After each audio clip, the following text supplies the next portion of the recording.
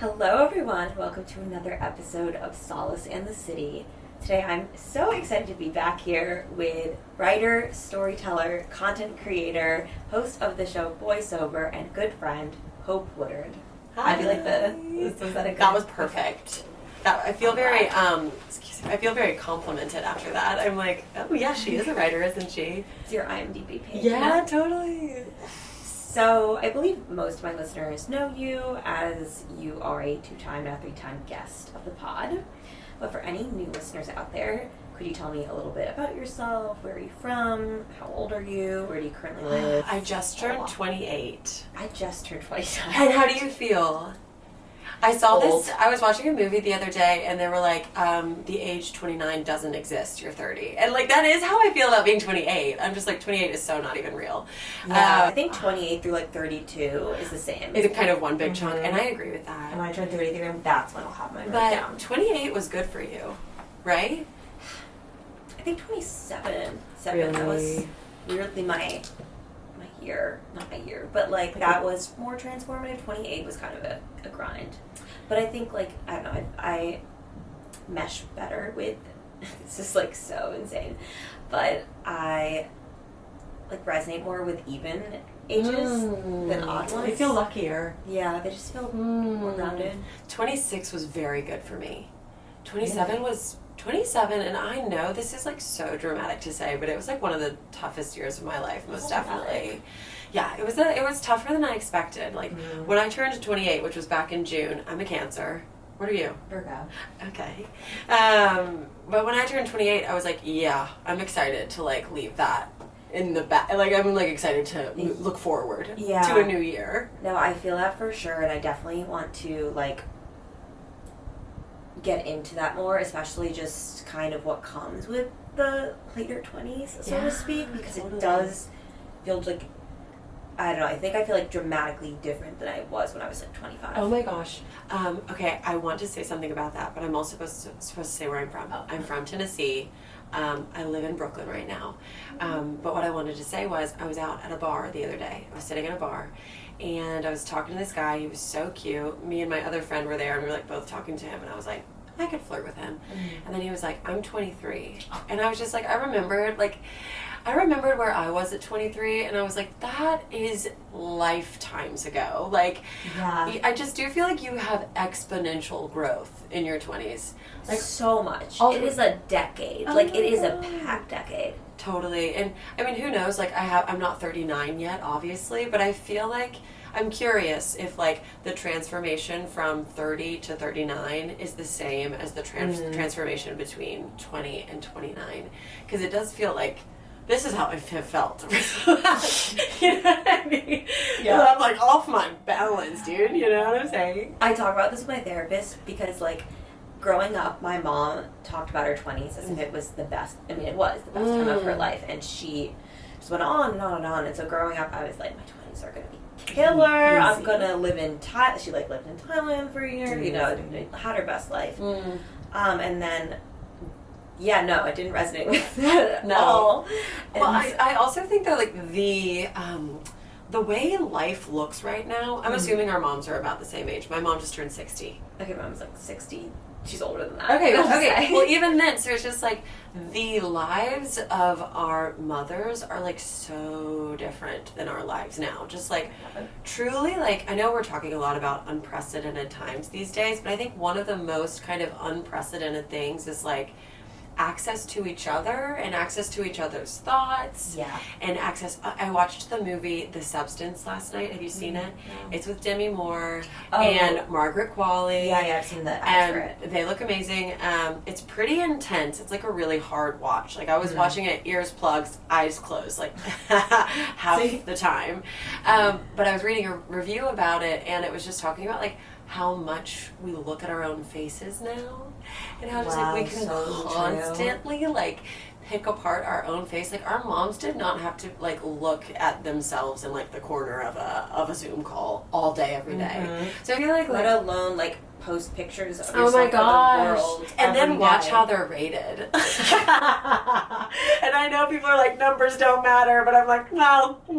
And receive comments Yeah, from yeah. literal They're strangers. Like, my life is about being graded by strangers these days. Like, but I have been getting better about removing myself from that, and I think we maybe are going to talk about that a little bit, finding validation and things like that, which I'm excited. I'm excited to get into, Are we? especially as a 2 on the Enneagram. I'm really jumping ahead. No, it's okay. Like, I mean, for everyone like who's watching, just I don't know if you can see how many notes I have. Gorgeous, beautiful, organized handwriting. I'm like so impressed. Okay, so I really am like, I'm like thinking where we should start, but I guess, okay, so I'll read you like kind of how I have this, and to audience listening, this is, I'll kind of draft this out, and then I have it kind of in 3 sections, Cool. and then we can choose which section Okay. to start with. But basically, you know, we recorded back in January, the first time back in January of 2023. That's crazy. Which is crazy. Shut And up. it is the most listened to episode of my podcast, more than Noah Khan, which is crazy. Noah! Yeah, I'm coming for you. 6th season. We talked like just a lot about obviously sobriety, because I was at that point like 5 days sober or something. Really, really recently sober. And just the notion of like validation, kind of filling that void, whether it's with alcohol, marijuana, boys, validation, external thoughts or like opinions. And then planning this, you know, recording now, we talked a little bit about like what's changed, what stayed the same since almost 2 years ago. And I think like breaking it down into 3 different sections is so like Virgo of me to be like, and then if we break it down, And I would love, listen, I love you because I just appreciate the way your brain works. Because like mine is like, you know, like mine's a scribble. That's how my brain looks. Tab. So I'm like into it. I saw your notes beforehand and I was like, hell yeah, we're locking in. I was like, no, literally. When you were like still single, I was like, same. It's true though, but yeah. Okay, so where should we start? Kick us off. Okay, so What's section 1?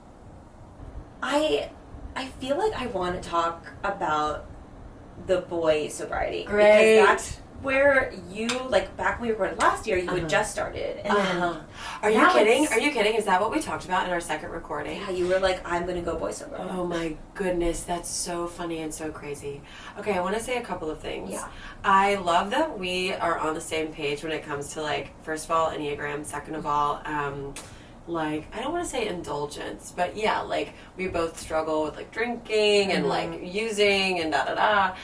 But I also think what I love about you and us and just, like, the way people are allowed to have the conversation about it now is, like, I think people are slower to put themselves in boxes, which is, I think, both a good and a tricky thing, you know, because it opens you up to, like, a bit more. So in our first recording, I was, like, not straight edge sober, but I was mostly sober. Definitely sober from drinking, other than like the off drinking with Barbara or whatever for her birthday.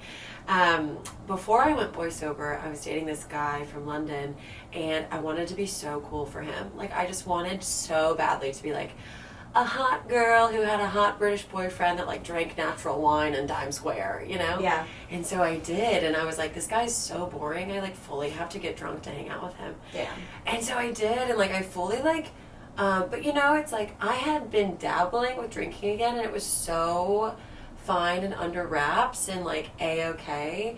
But I do think like that situation sort of sent me on like a different path where I was not doing it from like a place of empowerment and like a place of making things better, but just simply like a place of existing. And that is like where the tricky thing comes into play when it comes to like substances, is like, are you using it to truly just physically be in the space? Like, can you otherwise like not handle being here, like clear-minded, just yourself?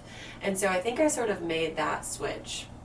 And then like, and I actually said to my sister, I was like, I think I'm going to try to give up men for a year like I gave up drinking for a year, and I'm going to start drinking again. Like, so in one goes in, I one goes really out. did just sort of switch out my vices. Yeah. It is like, it's like all about filling that hole or that like emptiness and standing alone. Like, and I think that is like why drinking is so good, and it's also good because it's like you feel like you've got a crutch, you know, and for so long, like, boyfriends have been my crutch or whatever. But then and not even just boyfriends, like, people are always like, are you a serial monogamist? No. I've just, like, always got something in the works, you know? So I'm always, like, losing sleep over someone, or used to, not anymore, really. I used to always just be, like, losing sleep over someone or, like, entangled with someone, even if I never had, like, a capital G girlfriend title.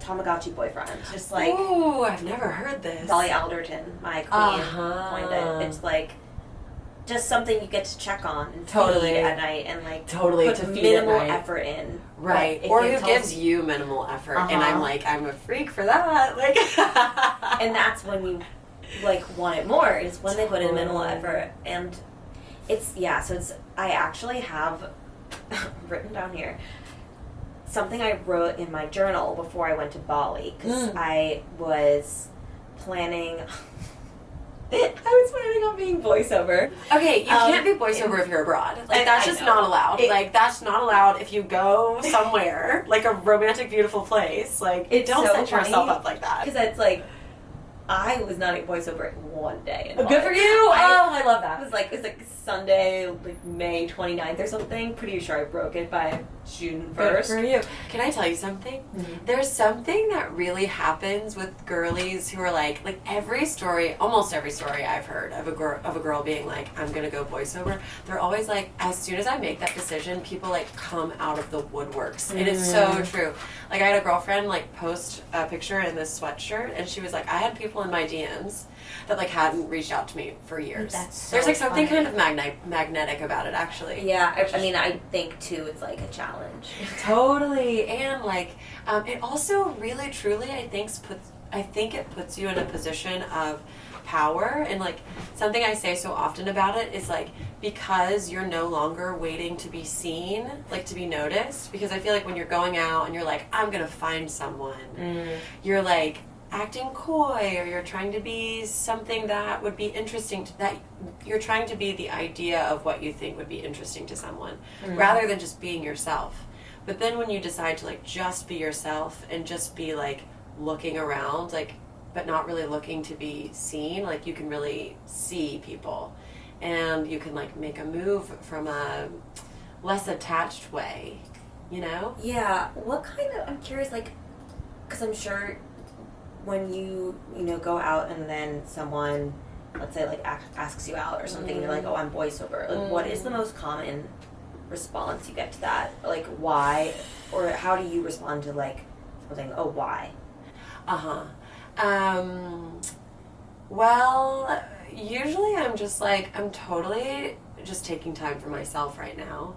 Now, I want to be honest and say I've totally like fallen off the wagon a few times, kind of once every 3 months, but then I get back on, and I'm like, no, but it's just like, I had a guy ask me this the other day. So I kissed a guy in a bar the other day, and he showed up at my show on Tuesday. I saw him walking down the sidewalk. I said, that's not who I think it is. And he walked up and he was like, hello.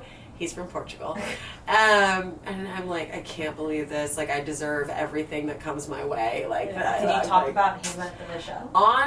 When I was telling my story, he kept like, he was like not heckling me, but he was like shouting from the back, being like, oh my goodness. Like, every time I would say, and finally I was like, don't listen to that guy. I kissed him at a bar this weekend, and he's just shown up here. Like, I'm very honest, like with my audience and whatever, about how absolutely chaotic and messy I am, you know? But like at the end of the show, he was like, when are you done with this? Like, when is this over? Like, what's going on? And I was just like, I don't know, like kind of whenever I feel ready. And I think like my answer for people is always just like, I am just like not ready to be someone else's person fully. Like, I really want to sort of find a place where I feel like like okay being alone before I'm like trying to be with someone else. So I'm really trying to show up for people more, and I think this goes back to our Enneagram Type 2 of it all, because as a Type 2, you like put all of your heart and soul and energy into one person, and you do kind of like expect for them to give it right back to you. Yeah, and then you build resentment if they don't. Yes, and even though you're like so unspoken about it, like the resentment is so sneaky and comes out so sideways, like at the most. Yeah. It's interesting though, because I feel like, and I was literally also just talking about this with my therapist, like for me, I feel like I'm almost, like when you said like, you know, you're not ready to be someone else's like person, like, I don't really know if I'll ever be ready for that, nor do I know if I would want it, you know? So hear that, like, because life is so about partnership. Here's where I think my perspective has shifted. I read the book The Dance of Anger.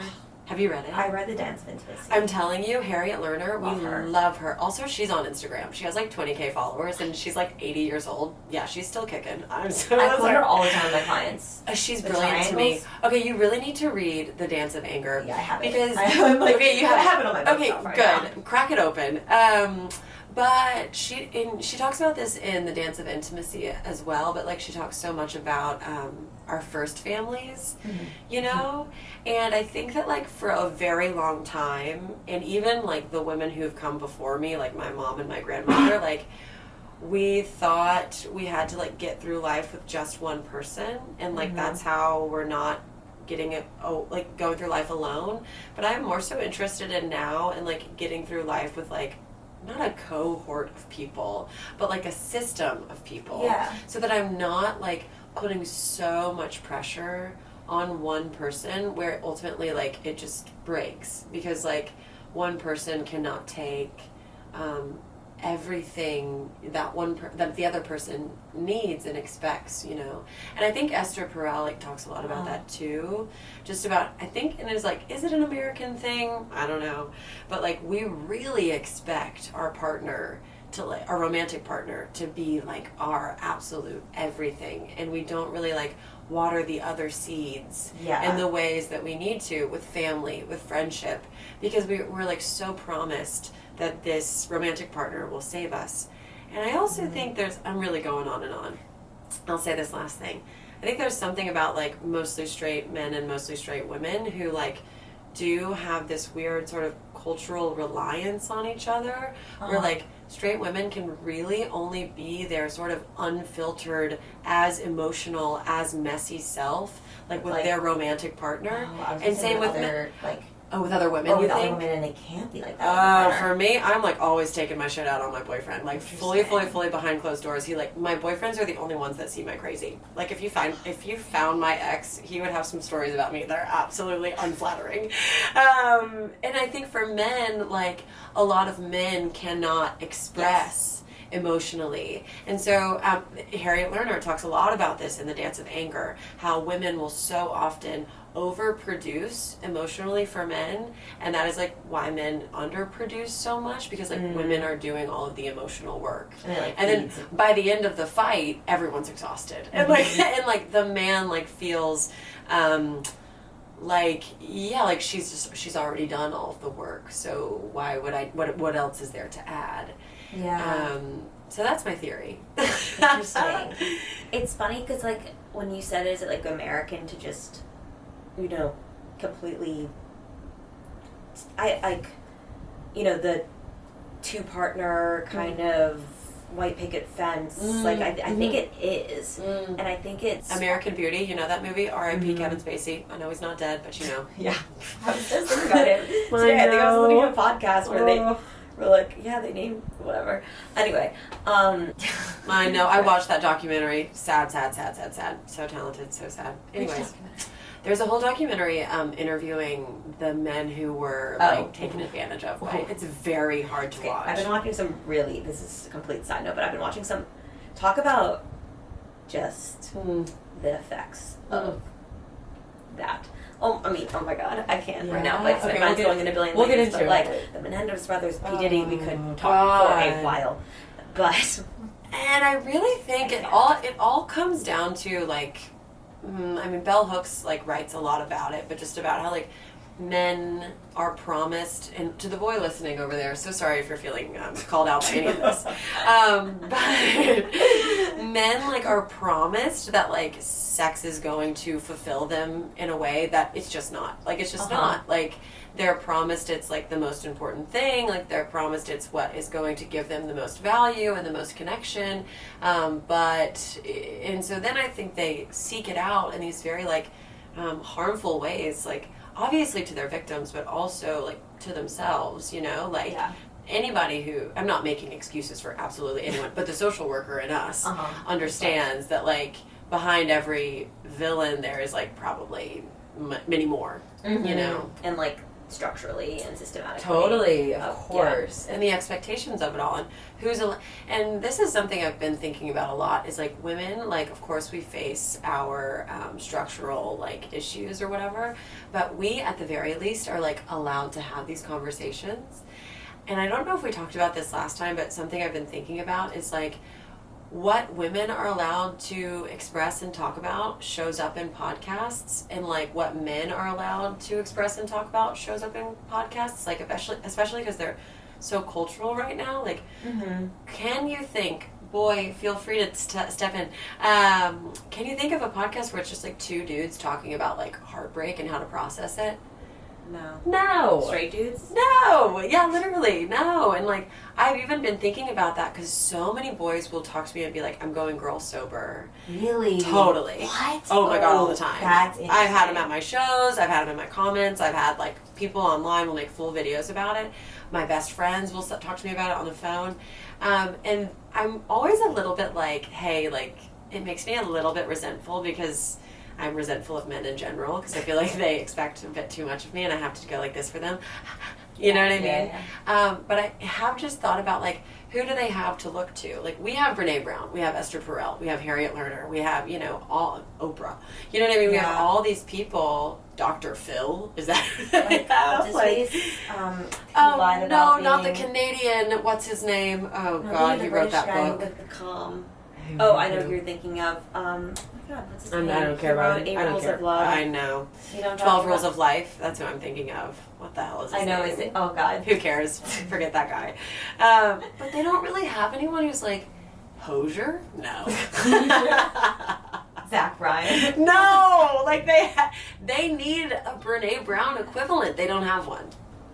They have Brene Brown. Yeah, literally. You know? But even and she does like speak to everybody. Vulnerabilities. Yeah. Totally. Yeah. But like, it's just, you know, we are allowed to express and talk and find ourselves. Like, men sort of culturally just, I don't think are allowed to do the same. What is like?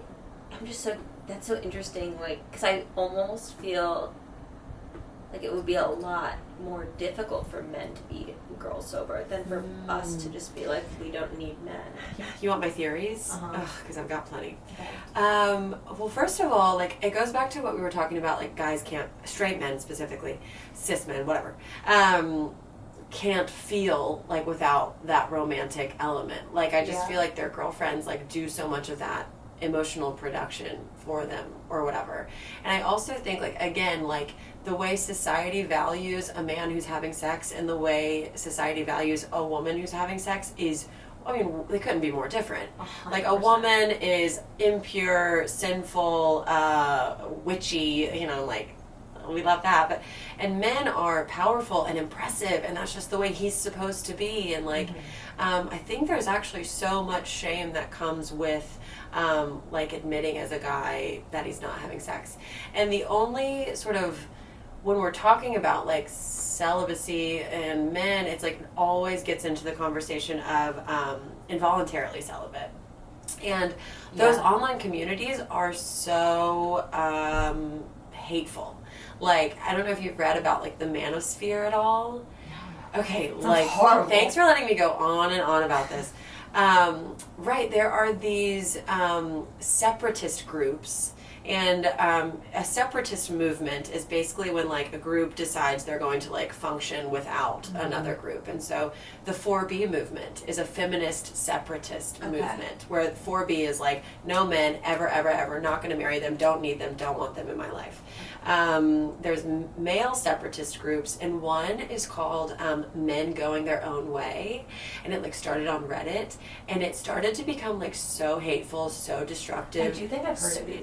It's a certified hate group. Like one of the leaders in the group wrote a book called How to Kill Your Wife on a Cruise and Get Away with It. Like they're crazy. So I think like the men who are not having sex feel so sad and insecure and lonely and like shameful about it. Totally. So then they take it out on women rather than just being like, what's my relationship with my mom like? Yeah, fucking therapy. Like, oh my God. Totally. Because they really, I don't think, are given the tools to tap into it.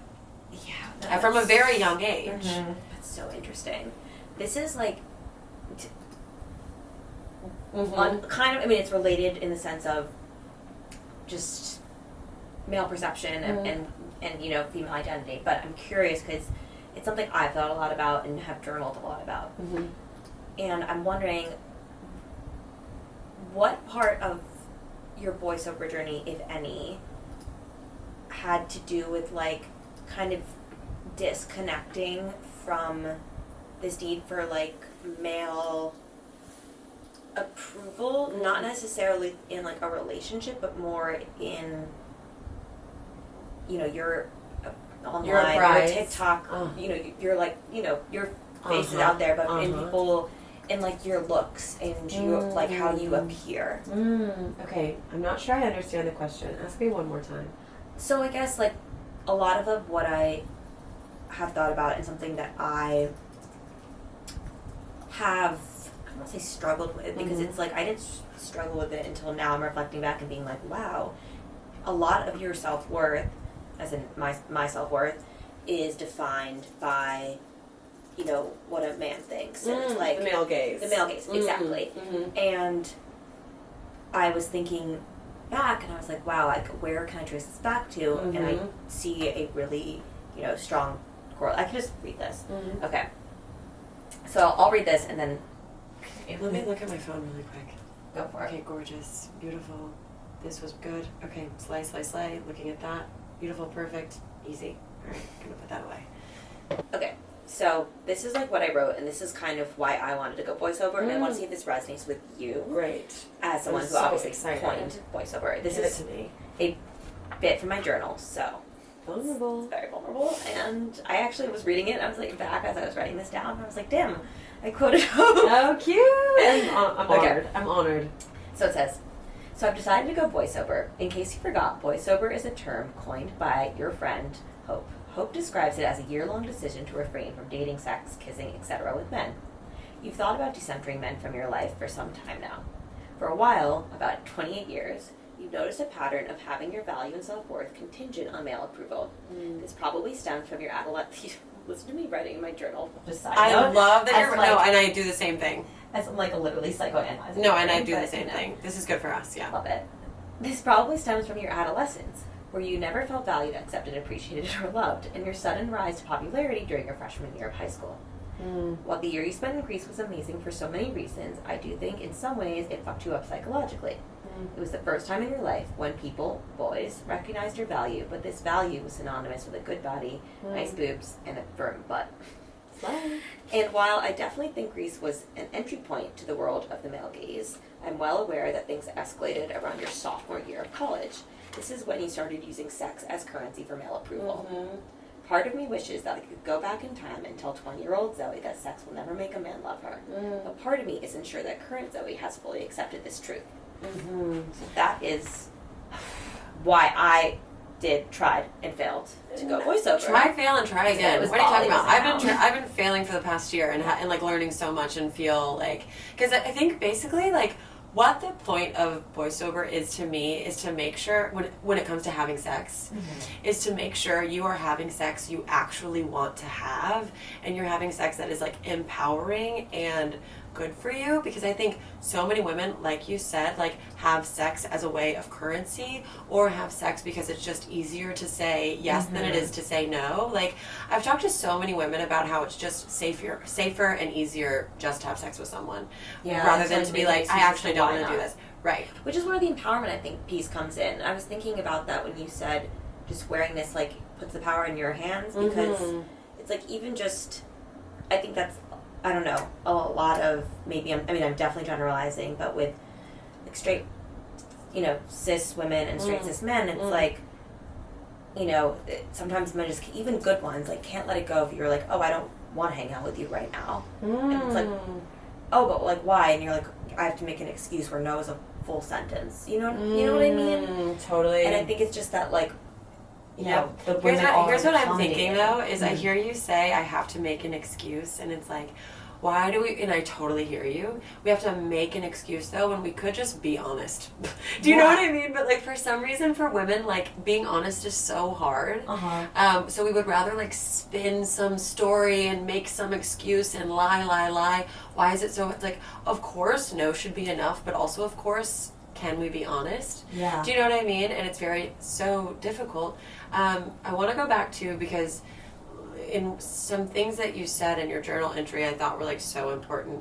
I think, like, again, it cannot be like understated how culturally, like, men have been currency for women for so long. Like, I was thinking about, and I know this has been like kind of on my For You page recently, so I'm sure you've seen it too, of just like, women weren't able to open their own bank account or credit card until like 1970 something. Right. And so if you do the math, because I think what makes this more tangible is, like, my grandmother would have been in her 30s when she was able to open her own bank account. So, like, that is, like, so impactful on her mindset and on the mindset she instilled in my mom and the mindset my mom instilled in me. So, like, yes, we can say those numbers, like, women weren't allowed to have a bank account by themselves until 1970, whatever. But if you, like, really think about it, like, oh my God, my literal grandmother, like, had to attach herself to someone fully to, like, get out. And, like, for mine specifically, like, kind of classic abusive alcoholic parents, and she was like getting out of that situation, and to get out you had to get with someone.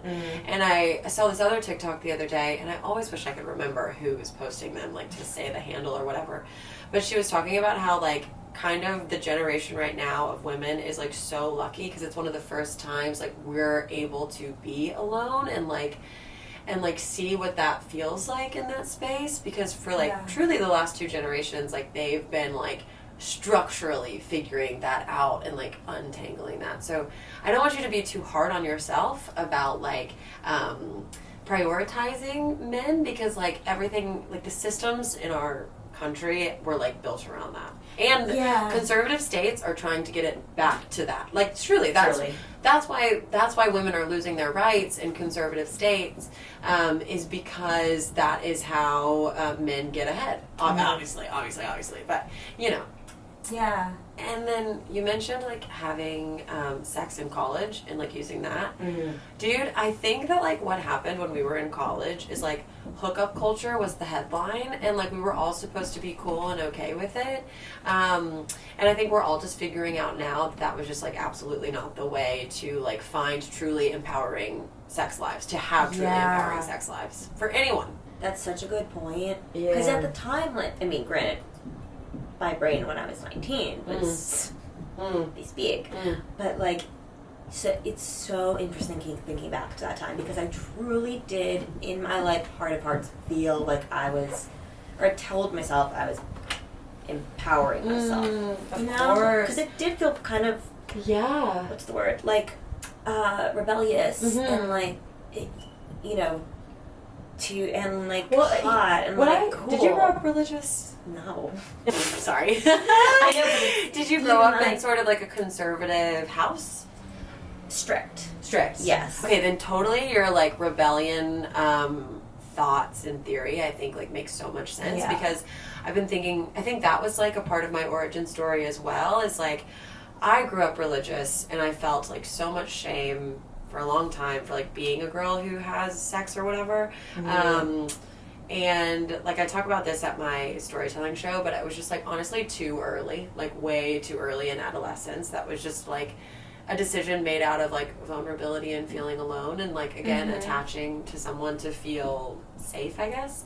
But I think like what happens when you come from those like strict spaces is you do like overcorrect. Like, you know, when someone's trying to avoid a tree so they go into a ditch. I think that is like what a lot of women have done, is like, or like what you do from like going from your home environment to college is like, oh, I couldn't do anything, things were so strict, I felt so this, so that, so I'm just gonna do like the complete opposite. And like with all things in life, it is somewhere, unfortunately, in the middle. Even though that is like the hardest thing. Yeah. I think too, it's like, for me at least, it was a lot of like insecurities that I hadn't dealt with or didn't, you know, talk through in therapy and understand fully. And so the kind of like what I journaled about, but it was almost like a challenge and like a sense of immediate validation, being like, well, if this person is intimate with me, then they must think I'm attractive, and they must, and then if I'm attractive, then like, you know, I'm valuable. Yeah. And it's ironic because it was like, you can separate those two, like they should be separate. And yeah, and even when I would receive like words of validation, whether, you know, which also when men will have sex with a literal potato, like, and me too. It doesn't. Me too from time to time. You know what I mean? Like, it doesn't mean. Obviously, now I can look back and be like, just because they've had sex with you doesn't mean that you know they find you all this as beautiful as you know want to be. Nor does like, you know, looking back now, it's like didn't make me feel better at the time either. Like afterwards or during. But it is interesting to reflect on. I think it's like promised as this thing, or it was for a little while, again, like in that era of hookup culture, because I really think the conversation is changing. And I even get worried sometimes about like how intensely the conversation is changing. Like, I want to say two things. There's a book called like American Hookup Culture, and this is something like I love to quote from it. But the person who wrote that book, she's like a researcher and was just researching hookup culture on American college campuses. And she was like, a lot of women will have had sex but will never have held hands. And so there was like a real gap in like intimacy, and I don't mean sex, I mean like romance, intimacy, and there was like some sort of cultural like unspoken rule of like you're not allowed to be emotionally involved even though you are engaging in these like very personal things, you know. And so there's that piece of it. But I think now, like, anytime I see a headline that is like promising women a rule of sex that will like fix and or change their lives, I'm like, you know, because it's like so personal. Like, it's so personal. So like when the first headline about Boy Sober came out, and it was just like celibacy rebranded, like, and I was like the face of celibacy. I was like, yo, like, because I never ever want to make any woman anywhere or any person anywhere like feel shame or feel like they shouldn't have sex when they want to, because like for so long women have been told not to, and that's I think a piece of the rebellion too, you know. But I think that like it is good to take a step back and to like take sort of into account how you're feeling about it actually and what you actually want. But any sort of like, again, swing in one way or the other, I'm just like, let's maybe just take it day by day. Yeah. You know? Do you feel like, looking back now to like last October when you decided to like become Boy Sober, do you feel different? Like, about does your relationship with dating to men, all of that, feel different? Totally. I mean, I still, like, I've totally had some sneaky fixations. Like, there are some people's names on my you know, Instagram story where I'm like, are they going to see this one? Like, of course, you know, so I haven't, like, removed the want to be seen. I don't think that could ever be fully removed, because like at the end of the day, like we sort of said, like I want a person, I want a partner. I just want to make sure I'm like showing up in the best way for that person and partner, and that I'm choosing someone out of empowerment and not out of desperation or like fear to be alone, you know? So I do feel like that has really shifted for me. Like I feel like my dating before this was just like swimming like in a rock, like in a wavy ocean, where I was just like trying to sort of like catch my breath and find someone, and I'm like looking for a life jacket of sorts, you know? And now I'm just like kind of like sitting on the side, and I'm totally interested, and I love to flirt, and I'll even kiss or whatever, but I'm just like unwilling to like truly invite someone into my space and my like brain, where that is just much different for me. And like I've got nothing, like I think I will avoid a situationship at all costs for the rest of my life. Like that is a good goal. Yeah, I'm just like, I don't want to confuse myself or anyone else ever again. Like I'm really trying to go at dating with just being like honest with myself, honest with other people and everything. So do I feel different now versus then? Yeah, totally. But do I feel like totally ready? Mm-hmm. No. But I also had like a pretty tough year. And I also think I was a bit of a social experiment of sorts. Like to put my sex life sort of, I really never. Did you plan on, like... No, somebody was like, didn't you hire like a PR agent for like those headlines or whatever? And I was like, absolutely not. Like, just because sex sells. Like, no, fully. And I just like had no idea. Like, I mean, at the beginning, I was so excited to talk about it on the internet, because it was like girlies like us. Mm-hmm. It was like my little corner, like our little corner of the internet, and it felt like very intimate, very safe. But then like all of a sudden, it was just like too many eyes, too much attention. And also this thing happened to me where like, again, I've felt a lot of shame previously for like being a woman who has sex a lot. Sorry, don't mean to brag. You know, I felt like a ton of shame for that, and sort of like one of the biggest fears I've had is like, if I wasn't sexual, I would be more valuable as a woman, right? People would take me more seriously, because that's like the cultural standard, traditionally anyways, especially coming from a place like Tennessee. And so then when I like made the public claim that I was like going to stop having sex, and all of a sudden people really cared about what I had to say, so there was like, I was almost like mad. I was almost like, stop acting like that's that cool. At the end of the day, it wasn't about me. Like it's at the end of the day, like the success of this conversation is the fact that like there are so many women and people like desperate to like figure out how to like date and have sex in a way that is actually going to get them, I think, what they want. So like I've made peace with it, and I've like been able to sort of like remove myself from the conversation. But there was definitely a moment there where like it just felt like floodlights were on me when I was like really trying to do something personal. It went from like me with a little lamp in a room of people that I trusted, kind of, even though I didn't really know them, my audience, whatever, to just like people I was like, y'all aren't really supposed to be here. It almost just like got bigger than you kind of wanted. Than I anticipated. Like, I think if it had all happened like now at the end, I would have been like, yes, like, this was expected. But it was just like, whoa. Like I said, like 27 for me, I was just like thrown off my balance. Like, I think that's just really what happened. It's such like, I can't even imagine, because it's not something like, my platform isn't that big, so I can't even imagine seeing the opinions, thoughts, and just like, like opinions you didn't ask for. And I read them.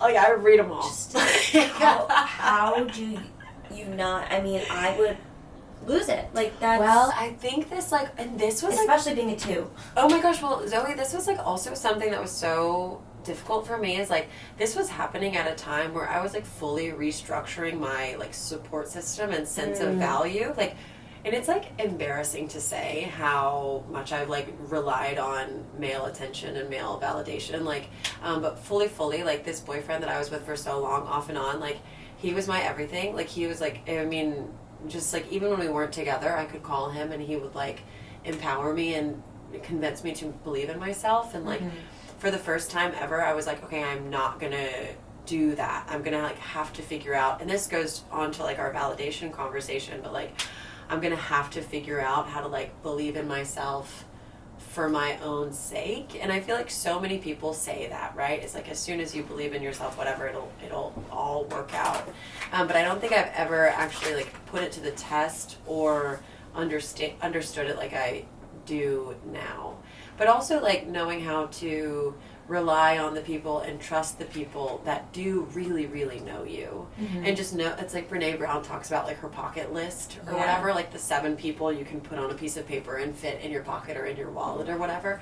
Those need to be the people whose opinions you care about. You know what I mean? And like outside of that, you can't, even though it's difficult, you have to try your best to like not worry too much.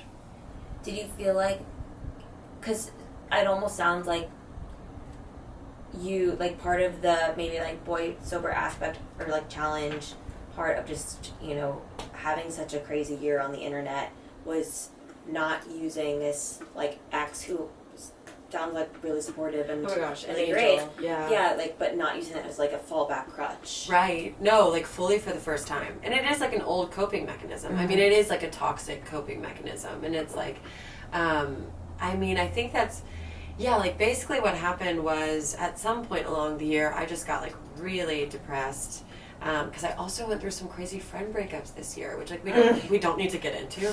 And I have all love for these people. But that's the hardest. Oh my God, like, and I miss them. Like I cry. I mean, I just like, I think about them and I cry about them, and I'm like, but basically like I lost, you know, that one sort of pillar of my foundation, and then I lost another, and I just sort of felt like I was like restructuring, like rebuilding, sort of just truly genuinely like my entire sense of self. And that's like one of the reasons why I went back to Tennessee for like 5 months, because I was like, I just need to be with people who like know me. People who have known me since day one, people who know like every piece of me, not people who just know me as this like sort of weird internet girl whose sex life is now very important. You know? Yeah, that's so, like... But I feel so thankful important. for it. Because I feel like I really have, like, returned to, like, yeah, I mean, I think in New York, and when you're someone who's, like, trying to find yourself in New York and trying to, like, keep up with people in New York, especially when you're from somewhere else, like a small town, whatever, like, you can so totally lose yourself. It's so hard to be a small town girl in New York. So it's you hard know, to be anywhere. I love bopping around and being like, hey, like, I really, you know, it's just like you have to adjust, and I think I had, like, adjusted too much. Interesting. You know? If you could go back and, like, tell yourself last year something that you've learned, like, whether it's, like, how to face this year, you know, like, knowing now what you know, like, what would you tell that October 2023? How do I keep thinking it's October? Thank you so much for asking, first of all. Thank you so much for asking. I think that, like, totally, like, I would be like, find the people who really do truly know you and love you for you. And, like, really truly understand, like, those are the people that matter. 'Cause yeah, as a 2, usually I was like putting all my bags in one basket. That's what I was about to say. My eggs in one basket. But removing that, like, yeah, I think that's what I would say. And I would, I don't, that's really tough. Honestly, like, I don't even know if I could have told myself anything, because I wouldn't have gotten it. Like, I think truly this last year, like, I had to sort of go through some of these, like, really tough, low moments to really understand, like, just how much it means to, like, have a support system, a system of people who, like, know and love you and who you are, like, it's reciprocal, the relationship, you know? Yeah. It's, I mean, I think I probably talked about this on the podcast, but, like, I had a really, really, really tough friend, like, breakup, friend group thing. I think we did maybe talk about that a little in Austin. Yeah. Oh, yeah. And it was in Austin. We probably talked in October. And I think I was it 27? Yeah, I was 27, I guess.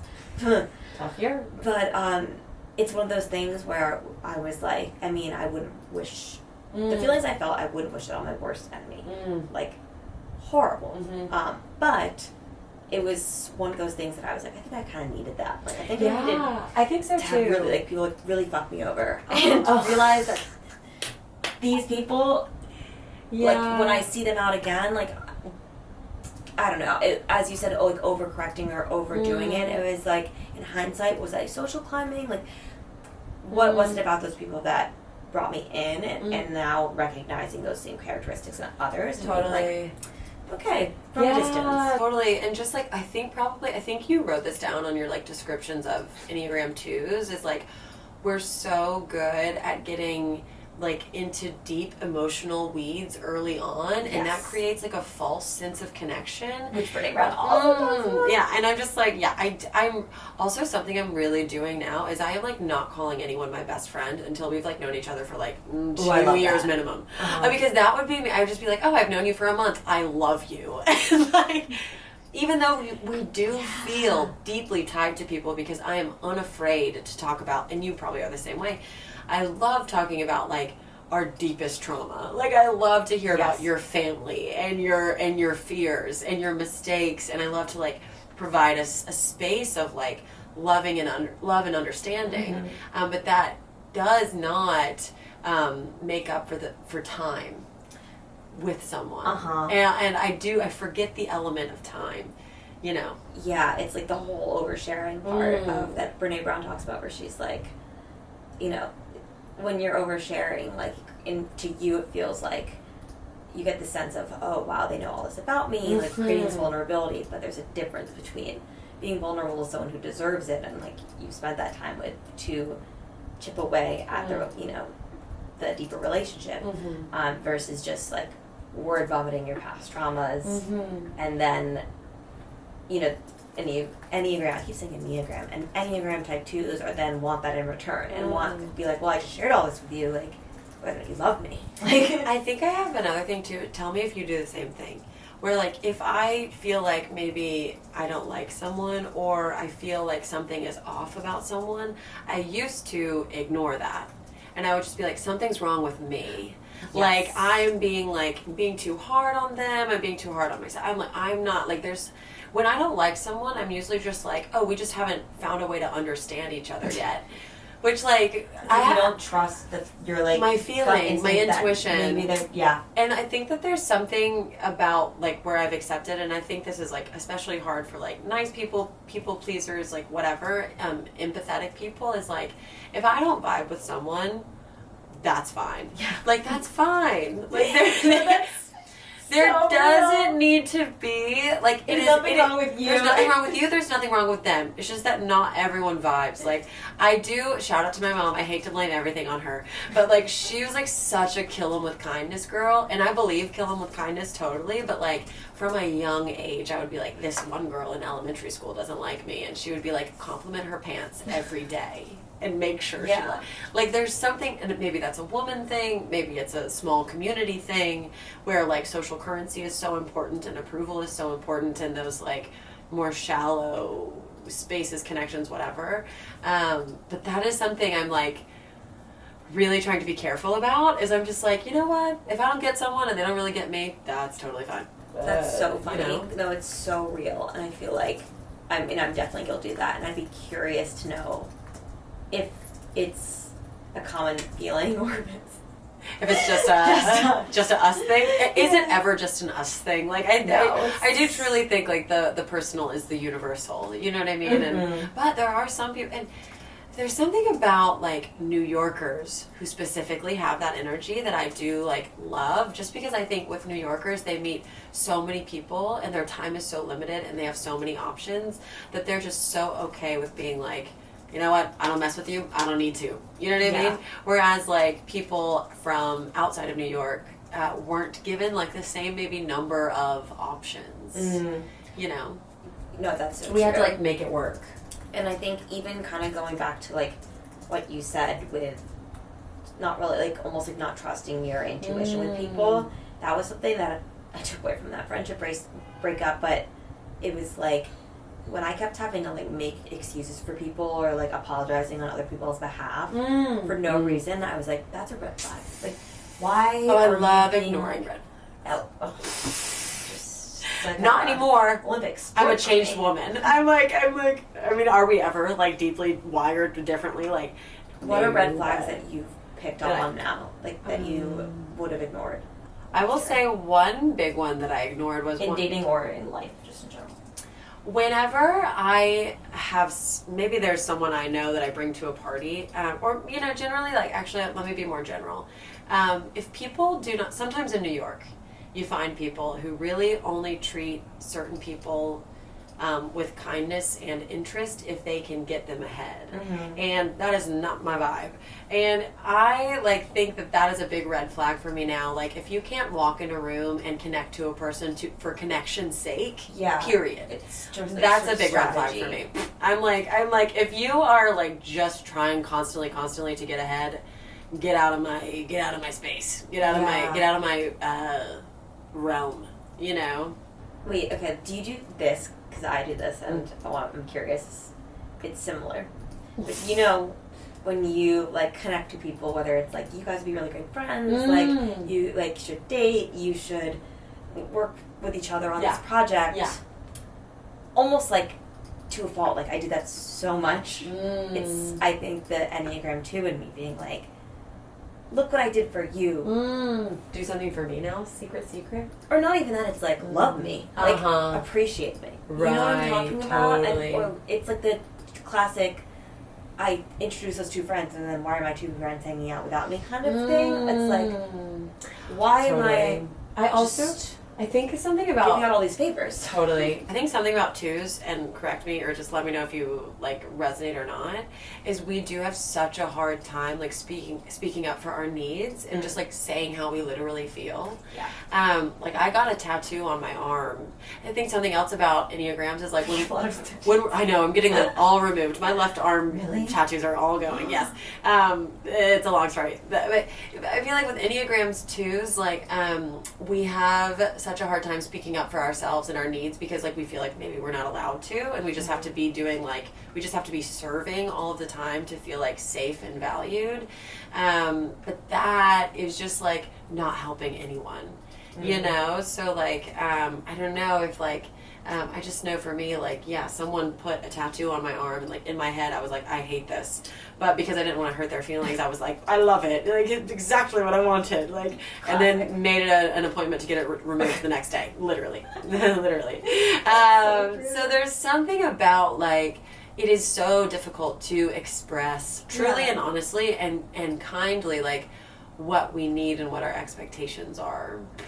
Yeah, it's because our core fear is being unwanted and unloved. So it's like, if you say you don't like that tattoo, they're going to hate you. I know. Even though that's literally their job, and you're paying them money to do it. But yeah, 100%. I will, and I'll show you a point of growth. Okay, so I got this big tattoo. Again, too big, didn't want it. Love my tattoo artist, not her fault. It was totally fully my fault. And the other day at my storytelling show, I had a girl giving tattoos, and I told all my friends, I was like, I'm not getting one. But then I got there, and I was like, oh, I love this one, and it's small, and blah, blah, blah. And so I went up to her, and I was like, I went up to them, and I was like, can we put this on, and if I don't like it, I might say no. And she was like, that's totally fine. So I'm getting better at being sort of setting the stage for me to say how I feel. I love that. You know what I mean? Setting a boundary. Or just being like, hey, I might say no, but let's see, rather than just like, hey, will you do this for me? And then feeling bad, like feeling like I've, haven't reached someone's expectations or something. Yeah, that's a good, I love that. Okay, I want to be mindful of your time. Yes, I know you have to go soon. Do you have any last... Let me text my girl. Okay, hold on. Just let me say running a little bit late. Okay. Do you have any last questions for me? I do. So, last time we recorded, I was like, what, is kind of your... I think I asked, like, what era you were in. But, like, if you were to like look at this year ahead, whether it's your 28th year or, you know, the new fall season, like whatever it is, just whether it's like an intention or something that you're trying to, like a relationship with something that you're trying to unpack, what would that be? Totally. Thank you for asking. I think that like this past year was like so wrapped up in like other people's opinions and thoughts and ideas about what it is I'm doing, and like I was so wrapped up in that approval. And I think now I'm just at a place where I'm like, I am so sort of in line with my values right now, and I like, again, I have that like wallet list of people, and I'm just like, this year I'm just like, I am staying so connected to myself, and like every decision I'm making, I'm just like making sure it's like in alignment with those values. And does that mean like if I meet someone and it's that thing of like, oh, I should be their friend, I need to just check in with myself, like, are my values in check in this situation? So that's something that's like totally at top of mind. And yeah, just like not focusing on being any kind of way for anyone, just focusing on like the truth of like what you're trying to do and what your bigger picture is. There's this song I've been listening to over and over again by Brittany Howard, who used to be the lead singer for Alabama Shakes. Oh, yeah. It's called 13th Century Metal, and she's just always talking about how, or like the lyrics are just like really powerful because she's like, I must like protect my energy for a bigger cause. And I think I used to sort of think if I was like expending a bunch of energy on everyone around me, that was like good. You know, I think it's like the, you know, like sacrificing yourself as like the helper or whatever. But I think actually like I used to maybe think protecting your energy like was so selfish, and I do think it can be selfish. I think people can like use that language and be a bad friend under the guise of protecting your energy.